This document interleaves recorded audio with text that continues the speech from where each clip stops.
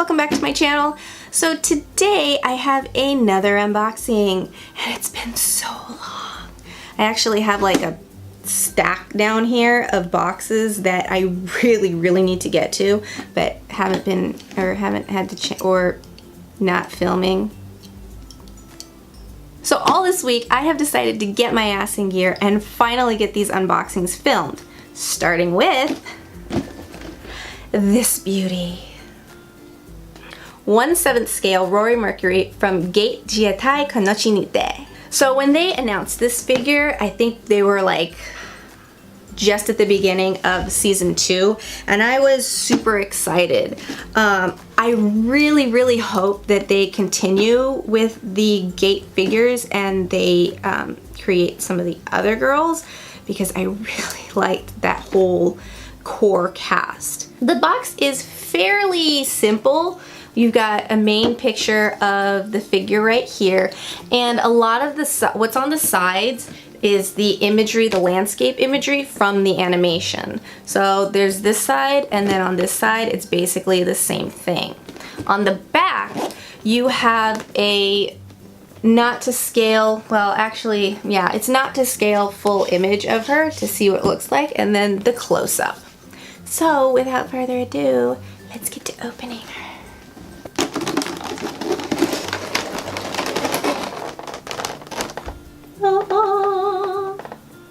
Before I open the actual figure, this does come with a background, so you can see it's nothing special, and it's kind of a little bit disappointing. I mean, there's just like a moon and then sparkle in the background. It's, you know, kind of boring, to be honest, and I'm not really going to be using it for any photography, if we're being realistic here. So as you can see, this is how she's packaged. You've got her on the front, and then on the back you've got her base, which incidentally looks like it has her axe connected to it. Let's open it up. Instructions on the bottom, which I actually read now. I used to ignore instructions until I realized I'm kind of dumb sometimes. It's just how to put her hand and how to put her foot into the base. Tells you that the axe comes apart, so that way you can connect it here. Don't know that I'll need my scissors anymore. So here's how she sits in the packaging. It looks like there's a double layer holding the background up, if you can see that. So she's wrapped in plastic like this. There's another piece of, there's sticky plastic on her, which makes me nervous.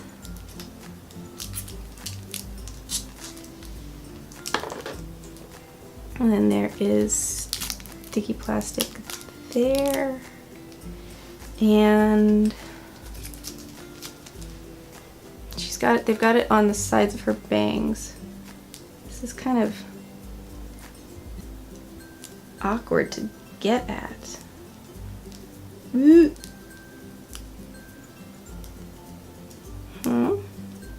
gonna need tweezers to take these off. So managed to get that off. That was definitely an obnoxious aspect of the packaging. Even pulling it off with tweezers, I felt like I was going to lose my grip and end up scratching the paint, which would have been really tragic. But here is the main figure. You can already tell there is a lot of drama, and I am loving it.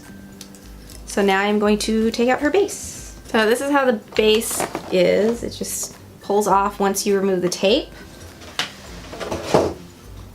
And then see here, and just like that. Before putting it together, I really want to talk about this.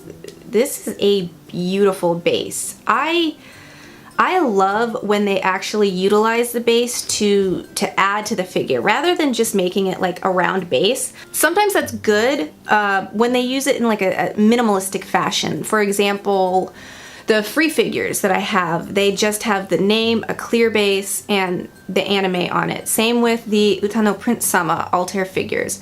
I think in that respect, it looks good because of the cleanness of it. But sometimes if it's just like a black base or, you know, a circle with a print on it, it can kind of be like, it feels like they kind of did it last minute. Like, oh, we want to add a little bit of interest to the base here. Put a print on it. But I definitely love what they utilize the base to add to the actual character. And I think they did a fantastic job of it with this. I want to talk about how beautiful the detail is in this staff, but there isn't a whole lot of detail. What I really love about it is the lines. There's a crispness to it that is just impeccable.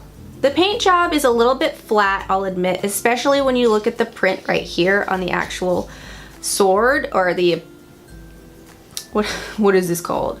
The blade. But I can kind of forgive that based on everything else.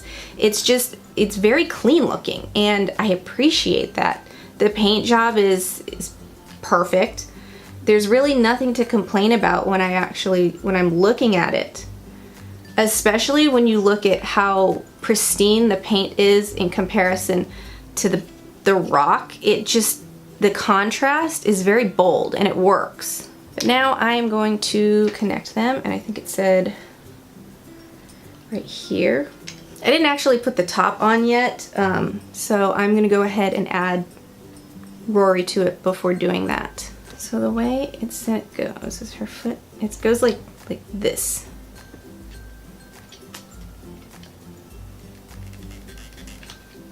Yay!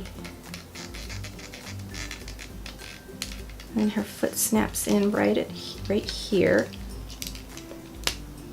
Okay, perfect. And then this just, there's the way it goes. There we go. There we go. Popped just like that, all together. It's really big. I'm trying to like keep it in frame. Oh, also the sun's peeking through the clouds. This is it. This is a very, very pretty figure. So talking about some of the details on it, one of the very first things that you notice is the sculpture of it. And looking at it close up, it's very, very close to the original animation designs. From the lines to the corners to a lot of the ruffles and the folds in the clothing, it really fits Rory's character design in the show. Perhaps one of my favorite details about it is the hair. I definitely like how they sculpted the hair, and they really gave it a lot of drama. I'm not quite sure how I feel about this one. This is kind of, what is this? Why is all of this going this way and swirling, and then there's this one hair that's like rebelling, deciding, nope, I'm gonna go the other way. That one's kind of weird. So looking at everything, oh, she's got pantsu.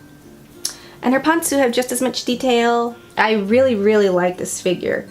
A lot of I don't see anything out of place with the paint job.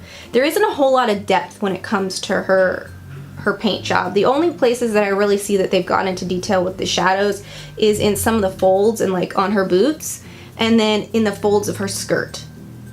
That's really all I see it with some of these frills, and then this part. There's no shading on her actual limbs, maybe minor shading in like the crevice of her elbow, but not so much in her hands and fingers, though she does have nail polish on. Everything as far as this looks very pristine. The one thing I do kind of notice is that they gave her a brushed finish, like the figure as a whole has a fairly brushed finish, but then you look at her staff and it's a smooth finish. So like all of it is smooth, minus the chrome, the metal blade part, that's, I guess, brushed to look metal. And this part right here. But other than that, like the whole staff and the snake and everything is very shiny. So it's kind of odd when you notice it and you really like look at it like, oh, those finishes don't really match.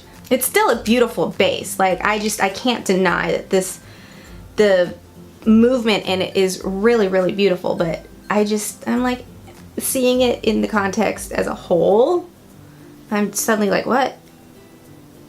Why?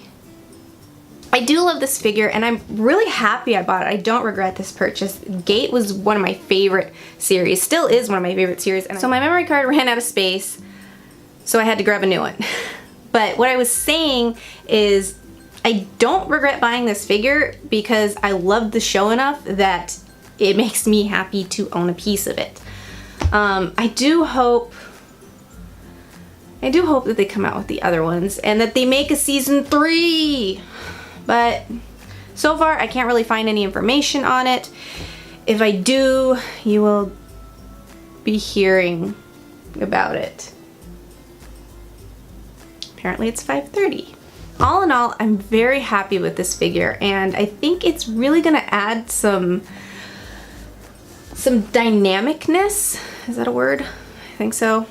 Some dynamicness to what I already have, because a lot of what I have is very static, and I think this is one of the more movement-filled figures that I have. So putting this on my shelf will definitely kind of break up the monotony of a lot of the other figures that I've collected. So that is it for this unboxing. I will leave links to where you can still purchase her in the description box below, so be sure to check there for all information pertaining to this video. I would love to hear what you think about it in the comments below. If you want to talk to me a little bit more directly, you can follow me on Twitter. And if you want to see previews of some of the figures that I get, you can follow me on Snapchat. Whenever I get something in the mail, I generally open it there to let you guys know what it is.